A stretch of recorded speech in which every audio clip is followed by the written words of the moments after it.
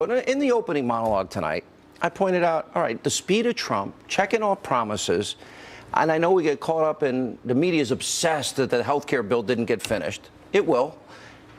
And nobody ever talks about all the good things he's done. Like, for example, I was like so happy this week over the EPA regulations. Well, that was huge. And he kept a promise to the coal miners, and he's allowing the EPA to focus on what it's supposed to do, air and water, and really unleash that energy production in a way that makes us less reliant on foreign sources, generates all types of jobs. People complain in this country, Sean, that nothing's made in the USA anymore. Energy is made here. It's under our feet. It's off our shores. We have more than we'd ever need.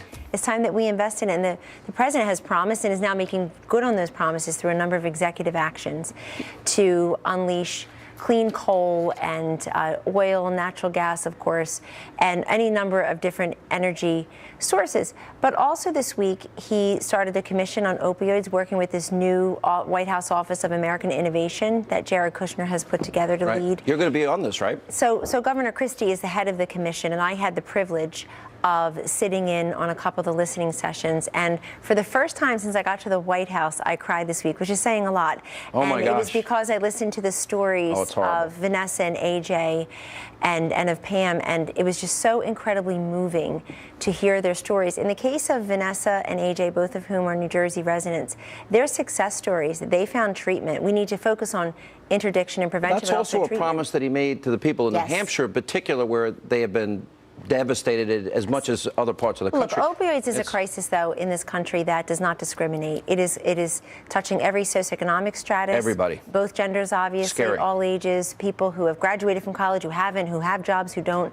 And it really is scary. And this is a president who's very committed to it, along with Governor Christie, who will be heading up the commission in this Office of American Innovation. So I put this up earlier in the program. Just take a look. I mean, I know that it would have been nice if the Republicans, after 8 years, had a consensus bill. You know, I'm very critical of how this was rolled out. But there's all these success. We'll pull it up on the screen. That is President Trump's agenda. He checks it off the list. I don't think I've ever seen a president get a lot done as much as he can do by himself. I wish Congress would get their act together and keep up with him.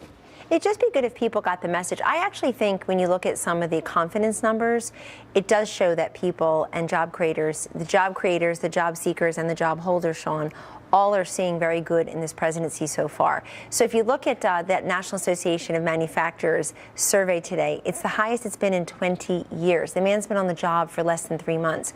It is a 93.3% confidence measure. 1 year ago, it was 56.6%. That's not a margin of error. That's not tinkering.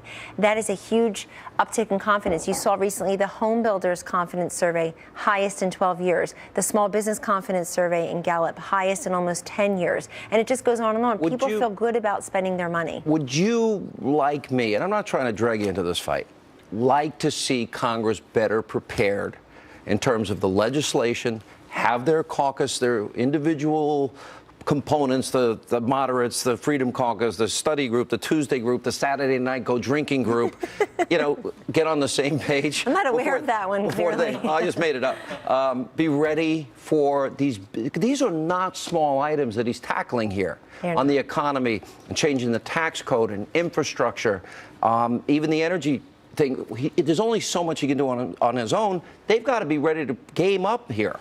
Any one of these achievements would be historic. So if you think about just getting 2 or 3 even in the first year, it's huge. And we know that healthcare reform will happen. We know that the president and every single Republican in the House and Senate who are there campaigned successfully on repealing and replacing Obamacare. So the question is, what are the next steps? You're absolutely right. The conference needs to come together. But you know what I learned through this entire process? And Sean, I'm old enough to have worked against Hillary Care and Obamacare and all that slightly. But you know, so I've been at healthcare for a long time. And what I learned from this particular process is that this is the price of success. This is a very diverse Republican conference. You have 23 Republican members who sit in districts that Hillary Clinton won. I mean, that's a pretty big thing. And so you have everybody from like a plus, you know, Republican 25 or 30 district, if you will, to a plus D, a single digit district. So bringing together those diverse ideological and geographic viewpoints and just postures is very important. So look, people have to be brought from the table earlier. But I have to say, on this one, the president showed a great deal of leadership. He listened. Almost got it over the finish line. He worked the phones, he received they dumped a meetings. bill that had no consensus on his lap. Why did he have to do the heavy lifting when, in all fairness, the legislative branch had 8 years to campaign, run on this. They got the House in 2010, 2014 the Senate, 2016.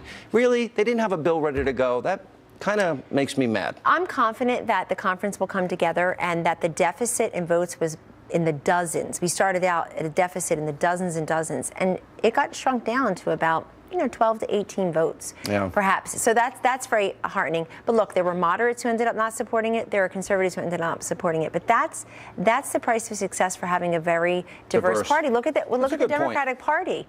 Where are the pro-life Democrats, the blue dog Democrats, the pro-Second Amendment Democrats? They don't exist anymore. That party is much more myopic and the same now. They've been pulled to the left by some of their factions.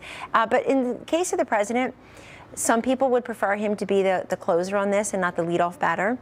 Some people appreciated the fact that he and the Vice President, Secretary Price, Director Mulvaney, and others leaned in from the beginning and were very involved in the legislation. Brought everybody in. But it has to really represent, the legislation has to represent all of the disparate opinions. And most importantly, what the president has promised to do in repealing and replacing Obamacare. It's not sustainable, it's not affordable, so it will get done. All right, good to see you, and thank you for being with us. Coming up, part 3 of our series, exposing what happens to your